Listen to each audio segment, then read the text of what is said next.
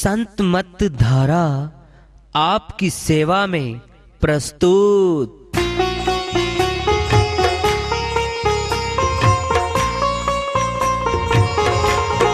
जो चाहता है प्रभु प्यारा वो आओ संत मत धारा। भक्ति भेद बता कर सारा वो कर दे भव के पारा। जो चाहता है प्रभु प्यारा वो आओ संत मत धारा। भक्ति भेद बता कर सारा वो कर दे भव के पारा। जो चाहता है प्रभु प्यारा।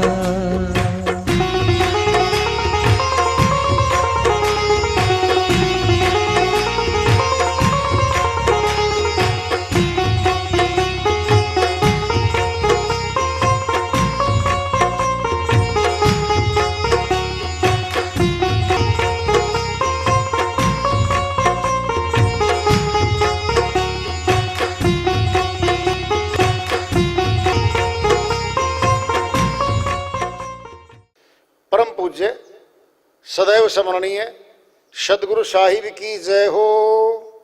सतनाम साहिब।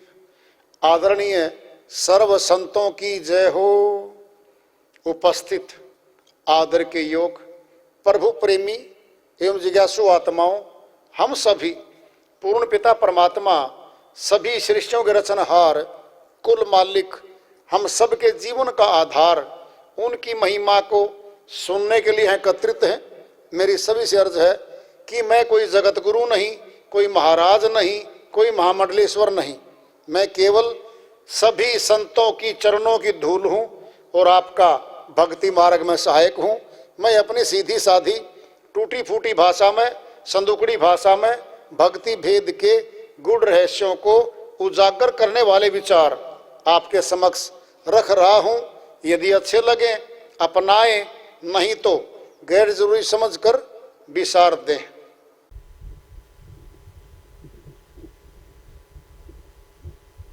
क्या सत्संग थोड़ा सा सुना था, उसका फांसी टूटना बच गया, राजा को प्रश्नों का जवाब मिल गया, अमरलोक के रास्ते पे चल पड़ा, अपना कल्याण करवा लिया।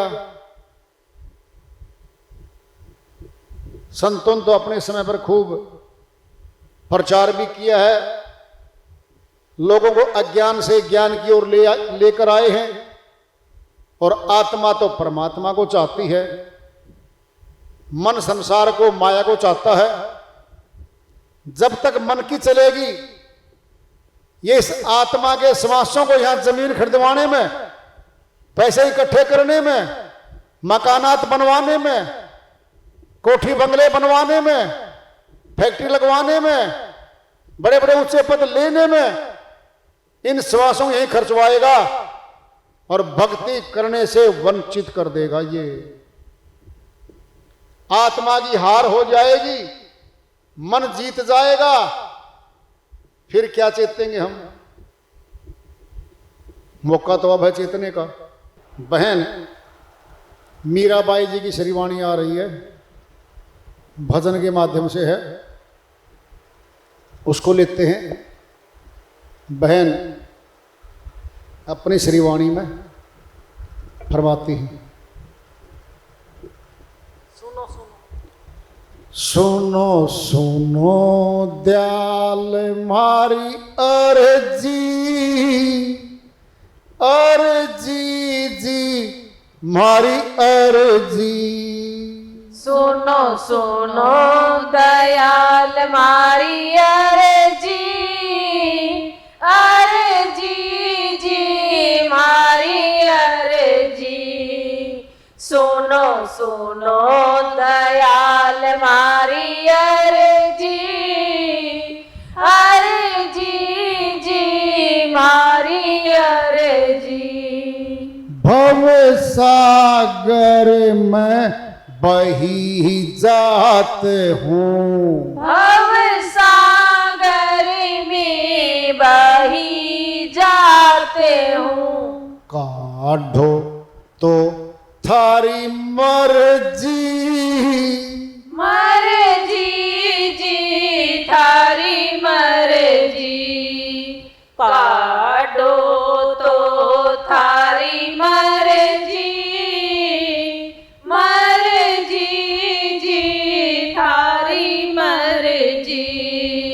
सुनो सुनो दयाल मारी अर्जी, अर्जी जी मारी अर्जी।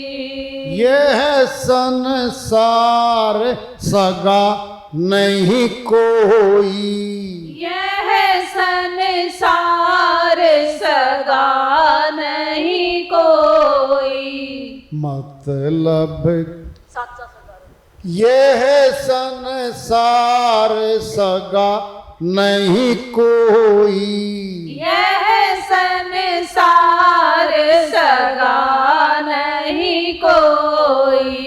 साचा सगा रघुवर जी, रघुवर जी रघुवर जी। साचा सगा रघुवर जी, रघुवर जी रघुवर जी। सुनो सुनो दयाल मारी अर्जी, अर्जी जी मारी अर्जी। मात पिता और कुटुंब कबीला, मात पिता और कुटुंब कबीला। मतलब के सब गर्जी, गर्जी जी सब गर्जी। मतलब के सब गर्जी, गर्जी जी सब गर्जी। सुनो सुनो दयाल मारी अर्जी, अर्जी जी मारी अर्जी। मीरा की प्रभु अर्जी सुन लो, मीरा की प्रभु अर्जी सुन लो। चरण लगाओ गुरु जी, चरण लगाओ गुरु जी। सुनो सुनो दयाल मारी अर्जी, अर्जी जी मारी अर्जी। सुनो सुनो दयाल मारी अर्जी, अर्जी जी मारी अर्जी। बहन मीराबाई जी की श्रीवाणी आई है, उन्हीं की दया से मेहर से इस फसल करते इसका अनुवाद कर लेते हैं। विनती करती हैं बहन, सुनो सुनो दयाल मारी अर्जी। दयाल दयालु को कहते हैं।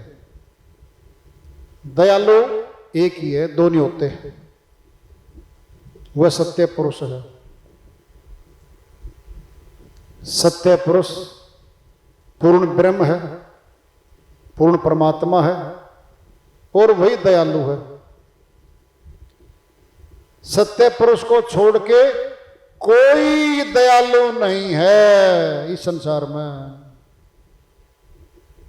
सभी आत्मा के विरोधी हैं। सारी शक्तियां आत्मा की विरोधी हैं। केवल सत्य पुरुष दयालु है, क्योंकि आत्मा परमात्मा का अंश है। तो बहन अर्जी कर रही हैं सुनो सुनो दयाल मारी अर्जी, भव सागर में बही जात हूं, काढ़ो तो थारी मर्जी। बहन कहती है दयालु जी महाराज, मैं भव सागर रूपी धारा में बही जा रही हूं, अगर आप काढ़ दो इसमें से मेरे को तो मेरा भला होगा, मैं कष्टों से पीड़ाओं से छूट जाऊंगी। फिर समर्पण कर दी, क्योंकि कोई सत्य पुरुष को आदेश नहीं दे सकता कि मुझे निकालो यहां से, ऐसा तो कोई कर नहीं सकता, विनती कर सकता है। काढ़ो तो थारी मर्जी, ये समर्पण है, बस लास्ट है, आखिरी है ये। काढ़ोगे तो भी सही, नहीं काढ़ोगे तो भी सही है। मैं तो अर्जी कर सकती हूं। कह रही है बहन, यह संसार सगा नहीं कोई, साचा सगा रघुवर जी। ये पूर्ण पिता परमात्मा के निमित्त बोल रही है रघुवर जी। साचा तो एक ही है, दो तो साचे हुआ ही नहीं करते। सत्य एक होता है, सत्य दो होते ही नहीं है। सत्य हमेशा ही रहता है। सत्य आत्मा, सत्य परमात्मा है, बाकी तो असत्य है। कह रही है बहन, मात पिता और कुटुंब कबीला मतलब के सब गर्जी, ये सारे मतलब पूरा हो रहा है हमारे से तो सारे हमारे हैं। जब हम किसी के मतलब को पूरा नहीं कर पाएंगे, स्वार्थ पूर्ति नहीं कर पाएंगे, जिस दिन भी हम, वो हमसे मुख मोड़ने लग जाएगा, मुख मोड़ भी लेगा। मतलब के सब गर्जी, सारे गर्जवान हैं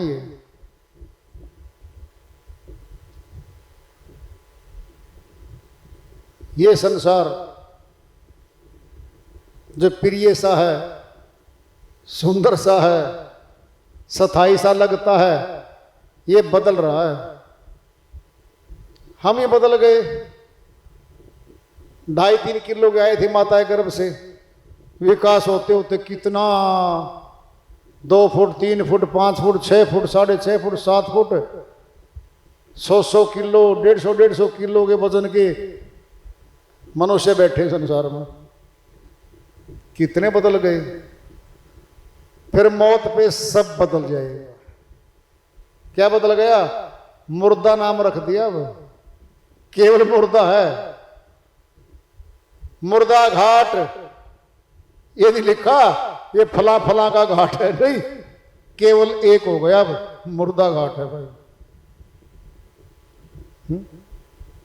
कह रही बहन, मीरा की प्रभु अर्जी सुन लो, चरण लगाओ गुरु जी।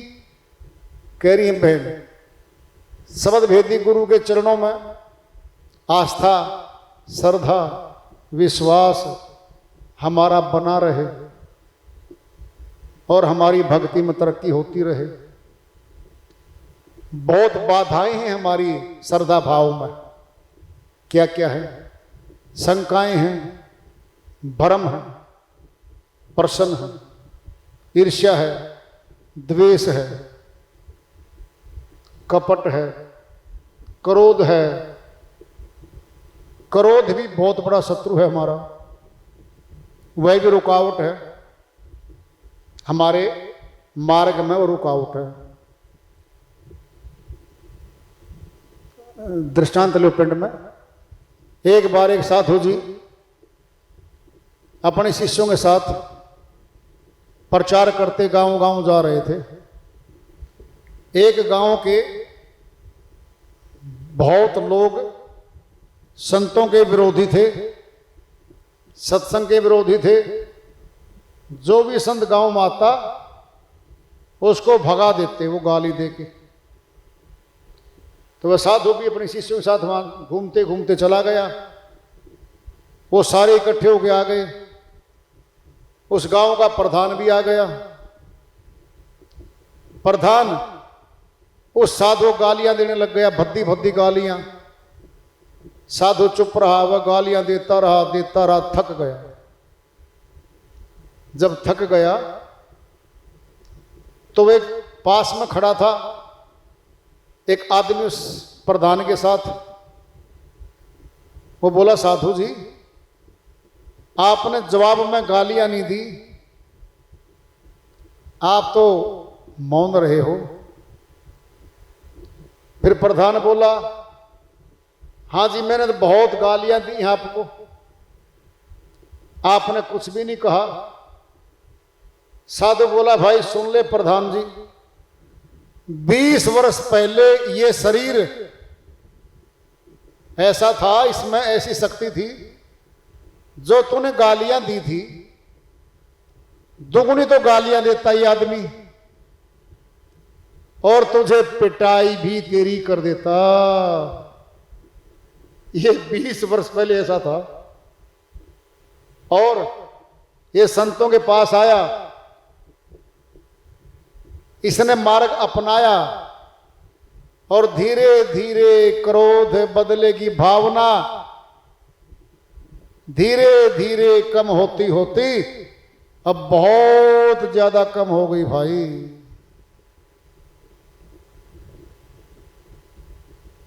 अब ध्यान से सुन ले।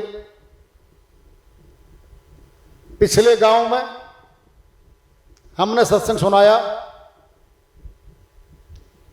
और वहां के एक सेठ जी ने मिठाई का पूरा भरा हुआ बर्तन था कोई, मेरे को देना चाहा। सेठ जी बोला, जी आप भी खाओ साधु जी, अपने शिष्यों में बांट देना। तो भाई मैंने वो लेने से इनकार कर दिया। वो प्रधान के पास एक आदमी खड़ा था, बता भाई आदमी वह मिठाई किसके पास रही?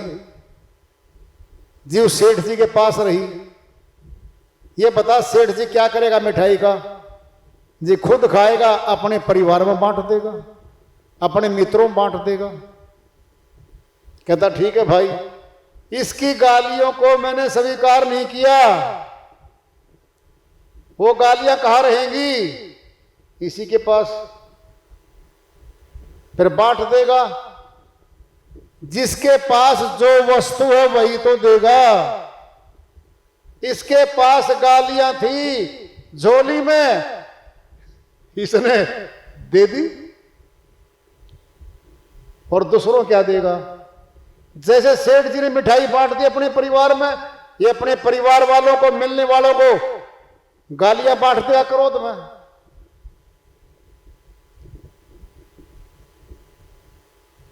संकोच किया प्रधान ने, अपनी गलती का एहसास हुआ, माफी मांगता है, चरणों में बैठ जाता है।